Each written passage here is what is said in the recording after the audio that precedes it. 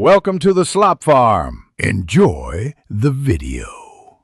You start by confirming the phone is unlocked and the screen stays on. This prevents accidental timeouts.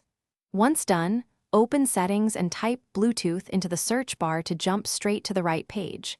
Make sure any permission prompts, especially location, are allowed because Android links nearby device history to those permissions. This is the first actionable step. Do not go to paired devices yet. Land on the system Bluetooth settings to see recent connection logs and advanced options.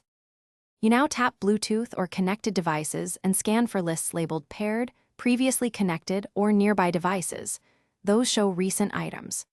After that, open the three-dot menu or advanced section to reveal connection details, timestamps, or device profiles. This explains when and how devices interacted. If you need raw logs, make sure developer options are enabled and toggle Bluetooth HCI Snoop log. This creates a capture you can analyze. Remember, different OEM skins move these options, so search within settings if you don't see them. You finish by opening individual device entries to read last seen info and profile types like A2DP or HFP.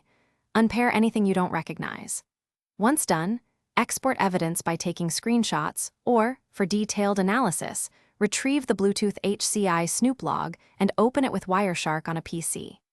If history is empty, reboot the phone, re-enable location and Bluetooth permissions, and verify any OEM privacy modes are off.